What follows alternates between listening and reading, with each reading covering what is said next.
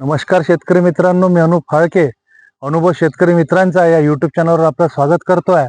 आणि जे नवीन आहे चॅनलवर आलेले त्यांना विनंती करतो की लवकरात लवकर चॅनलला सबस्क्राईब करा. सबस्क्राईब करण्याचे कुठलेच पैसे पडत नाही आणि व्हिडिओला लाईक करत चला, शेअर करत झाला, जेणेकरून इतर शेतकरी मित्रांपर्यंत पण महत्त्वाच्या माहिती पोहोचत राहील. आणि तुमच्या लाईक केल्याने आणि सबस्क्राईब केल्याने आम्हाला आमचं मोटिवेशन वाढते आणि नवीन नवीन व्हिडिओ तुमच्यापर्यंत चांगले व्हिडिओ आणण्याचा आम्हाला उत्साह वाढतो. म्हणून परत एक वेळ विनंती आहे की चॅनलला सबस्क्राईब करत चला.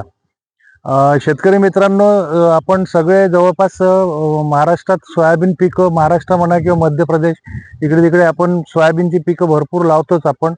आणि नेमकं व्यवस्थापनात आपले थोडी कुठे चुकतं की जेव्हा फुल सुटणं सुरू होतं सोयाबीनला, काही 20-25% फुल जेव्हा सुटतं आणि त्याच्यानंतर जी आपण फवारणी घेतो, तर तिथे आपलं थोडं व्यवस्थापन असं चुकतं कुठेतरी. तर व्यवस्थापन चुकतं म्हणजे कसं की या वेळेला आपण काय करतो की जसं एखादं औषध याच्यात वापरतो, जे टॉनिक म्हणून आपण, का ज्याच्यामुळे याची भरपूर वाढ होते. तर वाढ करून काही उपयोग राहत नाही जेव्हा फुल सुटल्यावर. कारण अतिरिक्त वाढ झाल्यावर फुलं दूर दूर येतात आणि फुलं दूर दूर आल्यामुळे म्हणजे फुलाची संख्या कमी होते आणि फळांची संख्या कमी होऊन म्हणजे शेंगांची संख्या कमी होऊन उत्पन्नात घट येते आपल्याला. म्हणून ह्या वेळेला आपल्याला वापरणं काय अति आवश्यक असते की एखादं पीजीआर वापरणं आपल्याला आवश्यक असते. तर आता याच्यात आपण जसं तुम्ही सेमी ऑर्गॅनिक जर शेती करत असाल तर कधी कधी आम्ही पण जसं माझ्याजवळ उपलब्ध नसले समजा ऑर्गॅनिक औषधं पूर्ण, तर मी सुद्धा कधी कधी सेमी ऑर्गॅनिक शेती करतो. पण आज माझ्याजवळ जे मी मागे व्हिडिओमध्ये तुम्हाला ब्रह्मास्त्र कीटकनाशक तयार करण्याची विधी सांगितली होती, तर माझ्याजवळ ब्रह्मास्त्र असल्यामुळे मी यावेळेस काही कुठलं केमिकल वापरलेलं नाही आहे. त्याच्यामुळे याच्यात आम्ही ब्रह्मास्त्र वापरलेलं आहे.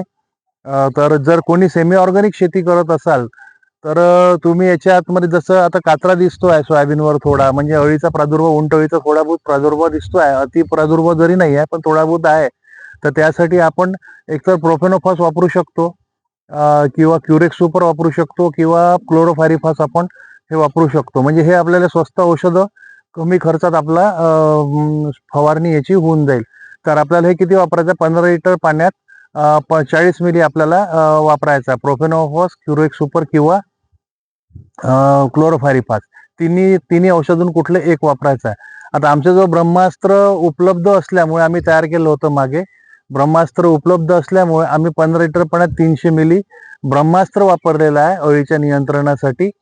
आणि त्याच्यासोबत आम्ही जसं तुम्हाला मी सांगितलं की एक वाढ होणारं औषध वापरण्यापेक्षा, झाडांची ग्रोथ होण्यापेक्षा किंवा सोयाबीनची वाढ होणारं औषध वापरण्यापेक्षा असं एखादं औषध वापरा, असं पीजीआर वापरा का जेणेकरून 8 दिवसासाठी याची वाढ थांबून, कारण पीजीआर वापरल्यावर काही असा एक गैरसमज होतो की आपण वाढ थांबणार, जसं ग्रोथ रेग्युलेटर एखादं वापरलं आपण तर खूप दिवसपर्यंत वाढ थांबते. तर असं पुष्कळ दिवस थांबत नसते.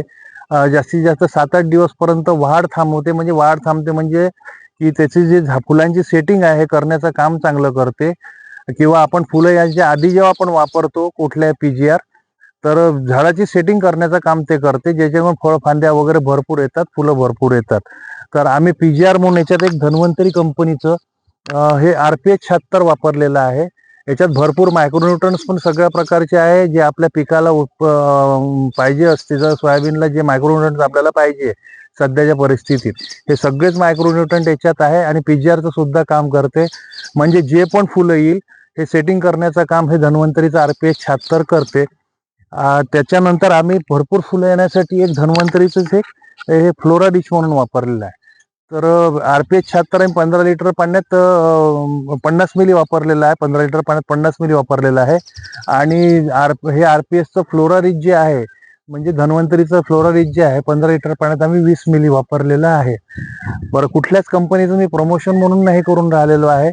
याचे अनुभव आम्हाला चांगले आलेले आहे. आपल्या चॅनलचंच नाव अनुभव शेतकरी मित्रांचा आहे. चांगले अनुभव आले ते आम्ही तुमच्यापर्यंत शेअर करण्याचा प्रयत्न करतो आहे.